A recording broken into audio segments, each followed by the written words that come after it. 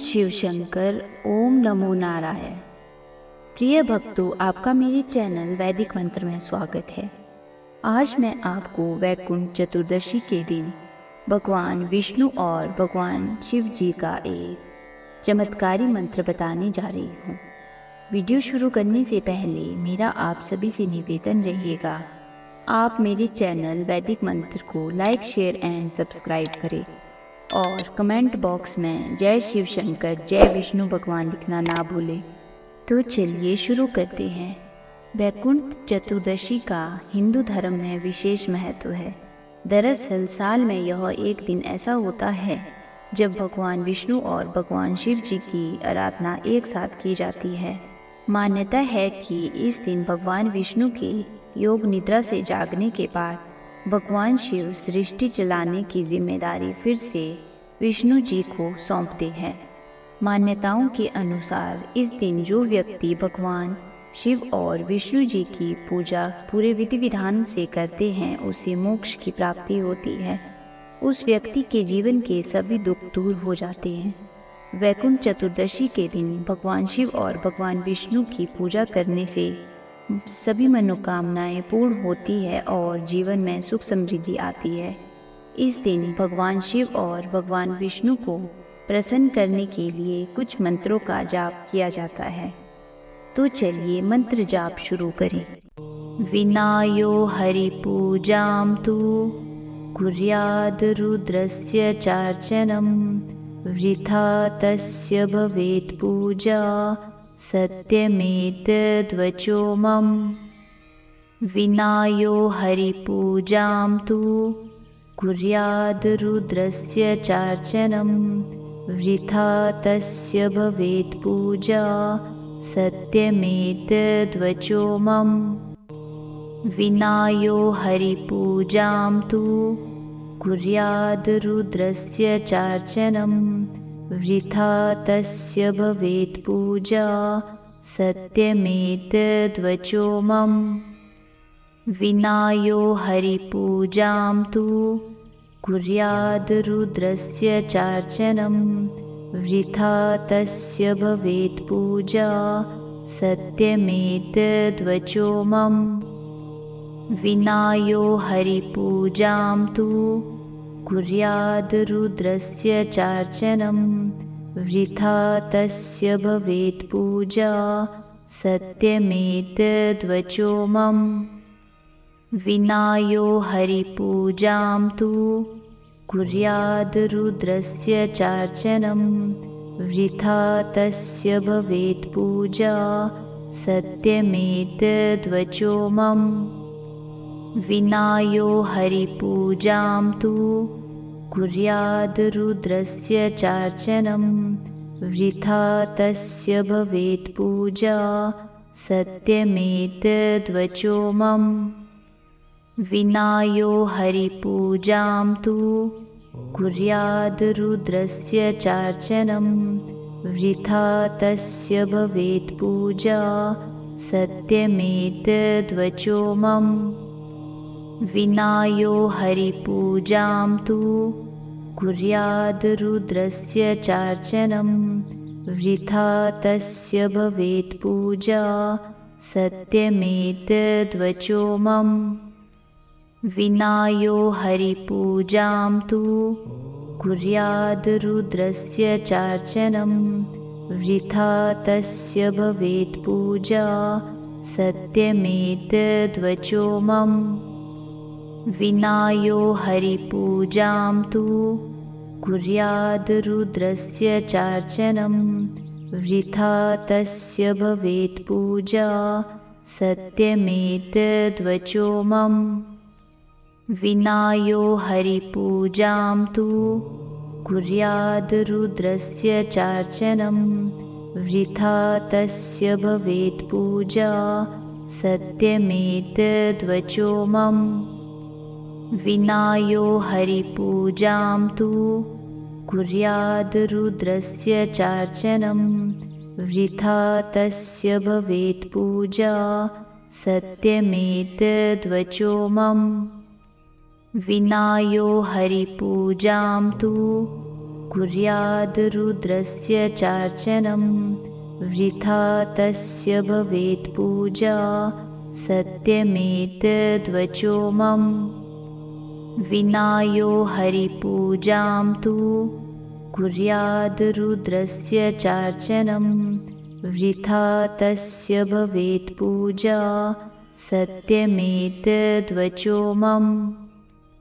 विनायो हरिपूजां तु कुर्याद् रुद्रस्य चार्चनं वृथा तस्य भवेत् पूजा सत्यमेतद्वचो मम। विनायो हरिपूजां तु कुर्याद् रुद्रस्य चार्चनं वृथा तस्य भवेत् पूजा सत्यमेतद्वचो मम। विनायो हरिपूजां तु कुर्याद् रुद्रस्य चार्चनं वृथा तस्य भवेत् पूजा सत्यमेतद्वचो मम। विनायो हरिपूजां तु कुर्याद् रुद्रस्य चार्चनं वृथा तस्य भवेत् पूजा सत्यमेतद्वचो मम। विनायो हरिपूजां तु कुर्याद् रुद्रस्य चार्चनं वृथा तस्य भवेत् पूजा सत्यमेतद्वचो मम। विनायो हरिपूजां तु कुर्याद् रुद्रस्य चार्चनं वृथा तस्य भवेत् पूजा सत्यमेतद्वचो मम। विनायो हरिपूजां तु कुर्याद् रुद्रस्य चार्चनं वृथा तस्य भवेत् पूजा सत्यमेतद्वचो मम। विनायो हरिपूजां तु कुर्याद् रुद्रस्य चार्चनं वृथा तस्य भवेत् पूजा सत्यमेतद्वचो मम। विनायो हरिपूजां तु कुर्याद् रुद्रस्य चार्चनं वृथा तस्य भवेत् पूजा सत्यमेतद्वचो मम। विनायो हरिपूजां तु कुर्याद् रुद्रस्य चार्चनं वृथा तस्य भवेत् पूजा सत्यमेतद्वचो मम। विनायो हरिपूजां तु कुर्याद् रुद्रस्य चार्चनं वृथा तस्य भवेत् पूजा सत्यमेतद्वचो मम।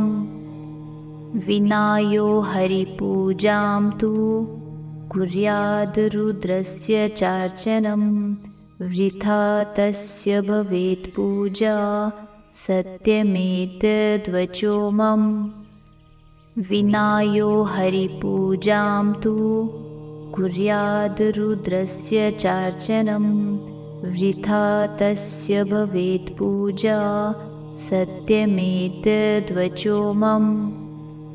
विनायो हरिपूजां तु कुर्याद् रुद्रस्य चार्चनं वृथा तस्य भवेत् पूजा सत्यमेतद्वचो मम। विनायो हरिपूजां तु कुर्याद् रुद्रस्य चार्चनं वृथा तस्य भवेत् पूजा सत्यमेतद्वचो मम। विनायो हरिपूजां तु कुर्याद् रुद्रस्य चार्चनं वृथा तस्य भवेत् पूजा सत्यमेतद्वचो मम।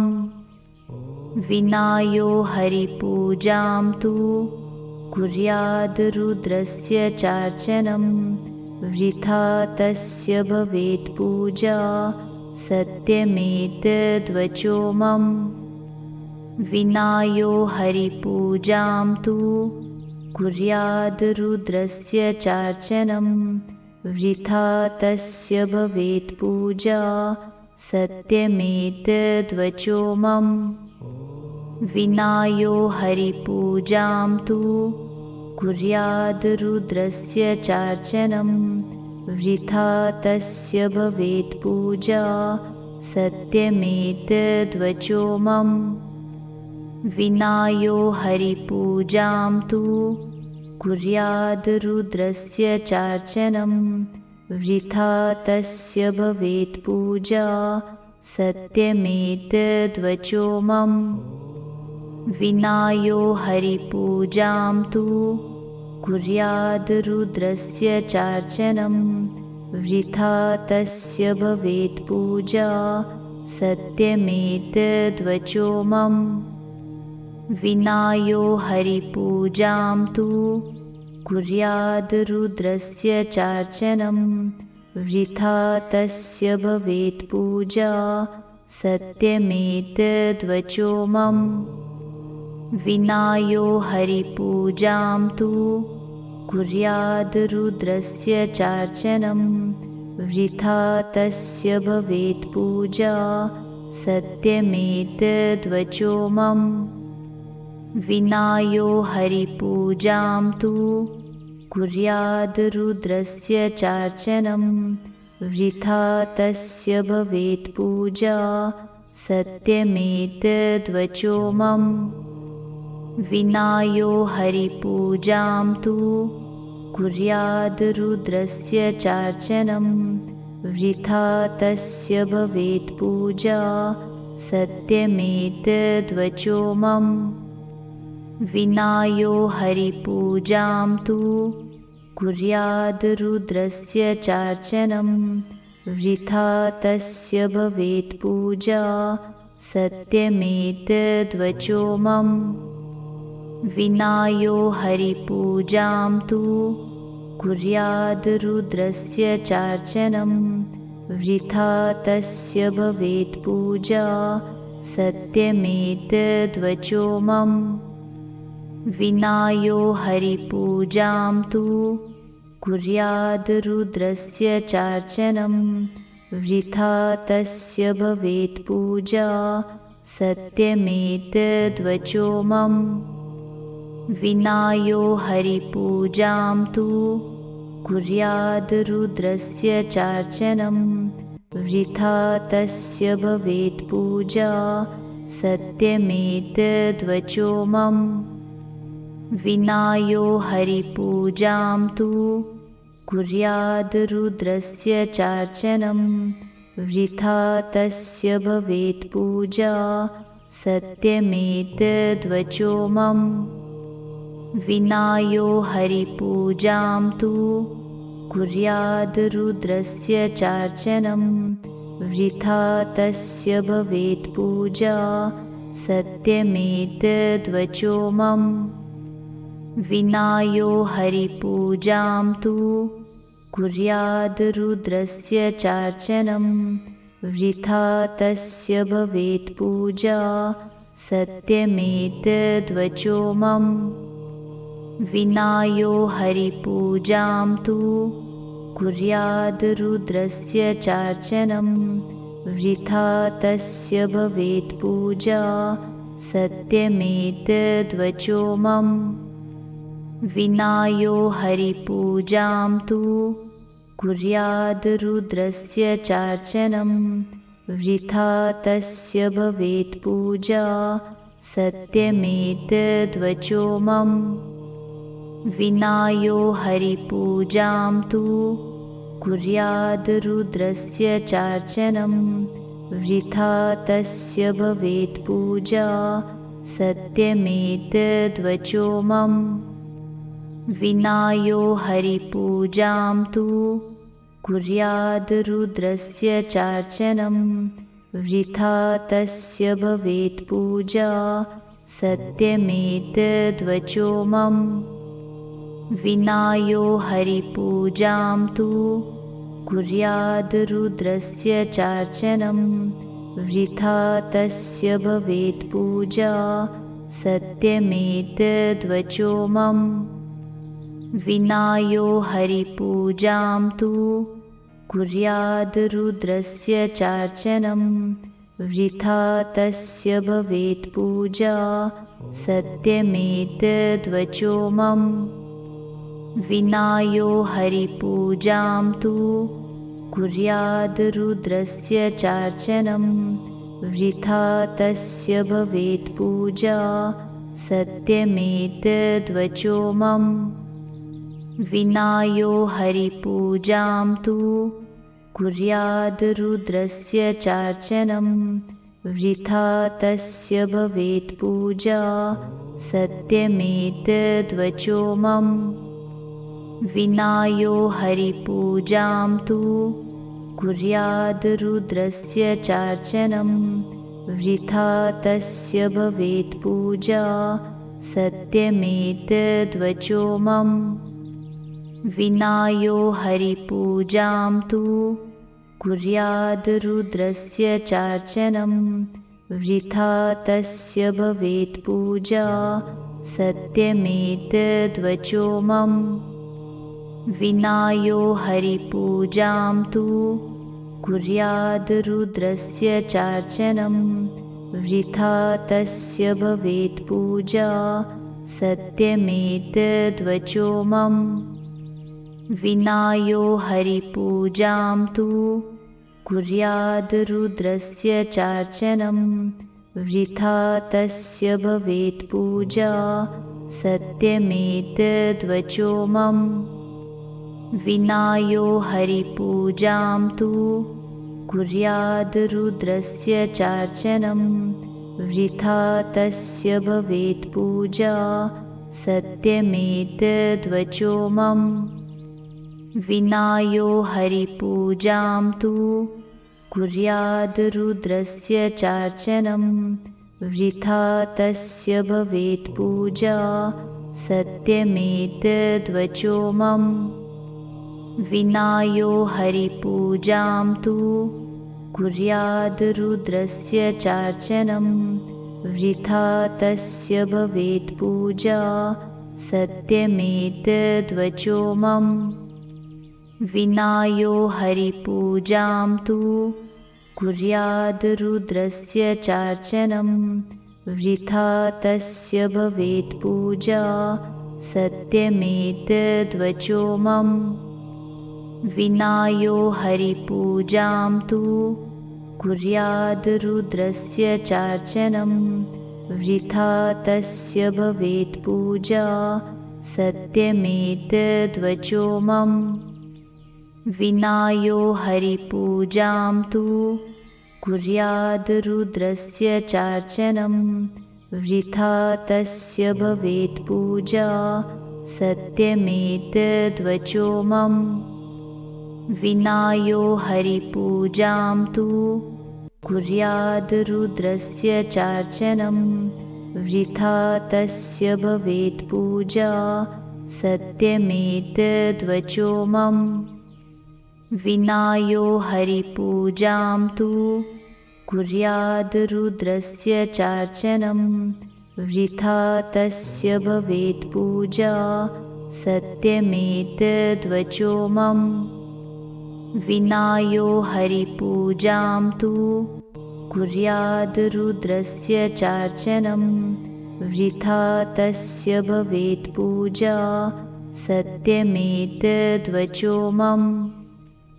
विनायो हरिपूजां तु कुर्याद् रुद्रस्य चार्चनं।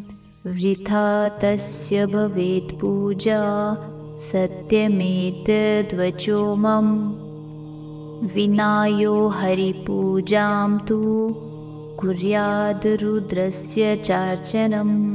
वृथा तस्य भवेत् पूजा सत्यमेतद्वचो मम।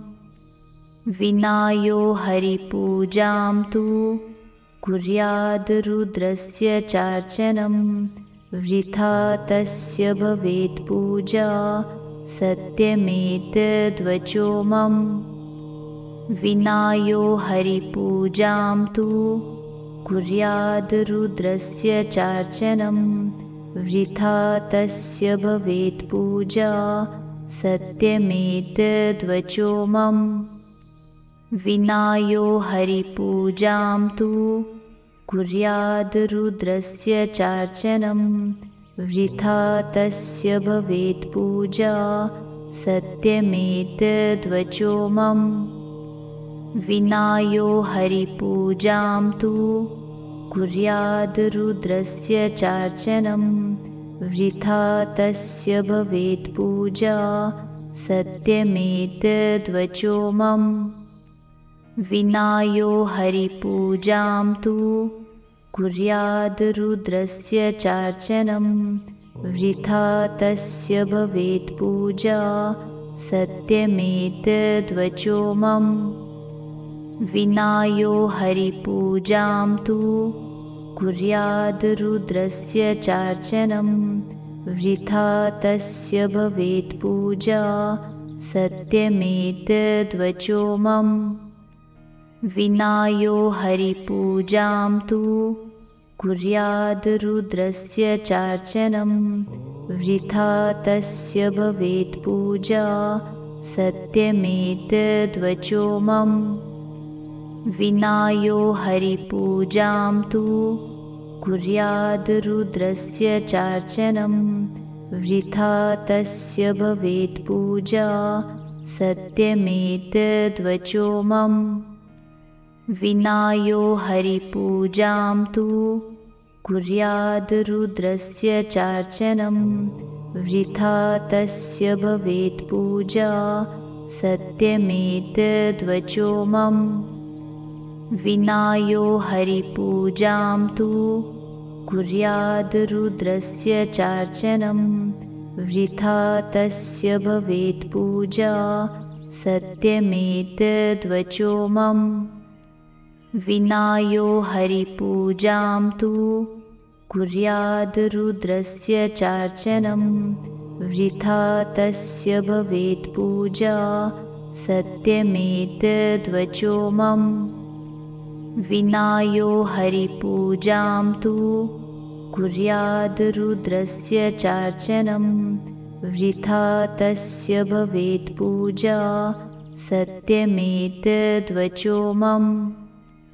विनायो हरिपूजां तु कुर्याद् रुद्रस्य चार्चनं वृथा तस्य भवेत् पूजा सत्यमेतद्वचो मम। विनायो हरिपूजां तु कुर्याद् रुद्रस्य चार्चनं वृथा तस्य भवेत् पूजा सत्यमेतद्वचो मम। विनायो हरिपूजां तु कुर्याद् रुद्रस्य चार्चनं वृथा तस्य भवेत् पूजा सत्यमेतद्वचो मम। विनायो हरिपूजां तु कुर्याद् रुद्रस्य चार्चनं वृथा तस्य भवेत् पूजा सत्यमेतद्वचो मम। विनायो हरिपूजां तु कुर्याद् रुद्रस्य चार्चनं वृथा तस्य भवेत् पूजा सत्यमेतद्वचो मम। विनायो हरिपूजां तु कुर्याद् रुद्रस्य चार्चनं वृथा तस्य भवेत् पूजा सत्यमेतद्वचो मम। विनायो हरिपूजां तु कुर्याद् रुद्रस्य चार्चनं वृथा तस्य भवेत् पूजा सत्यमेतद्वचो मम। विनायो हरिपूजां तु कुर्याद् रुद्रस्य चार्चनं वृथा तस्य भवेत् पूजा सत्यमेतद्वचो मम। विनायो हरिपूजां तु कुर्याद् रुद्रस्य चार्चनं वृथा तस्य भवेत् पूजा सत्यमेतद्वचो मम। विनायो हरिपूजां तु कुर्याद् रुद्रस्य चार्चनं वृथा तस्य भवेत् पूजा सत्यमेतद्वचो मम। विनायो हरिपूजां तु कुर्याद् रुद्रस्य चार्चनं। वृथा तस्य भवेत् पूजा सत्यमेतद्वचो मम। विनायो हरिपूजां तु कुर्याद् रुद्रस्य चार्चनं। वृथा तस्य भवेत् पूजा सत्यमेतद्वचो मम। विनायो हरिपूजां तु कुर्याद् रुद्रस्य चार्चनं। वृथा तस्य भवेत् पूजा सत्यमेतद्वचो मम। विनायो हरिपूजां तु कुर्याद् रुद्रस्य चार्चनं।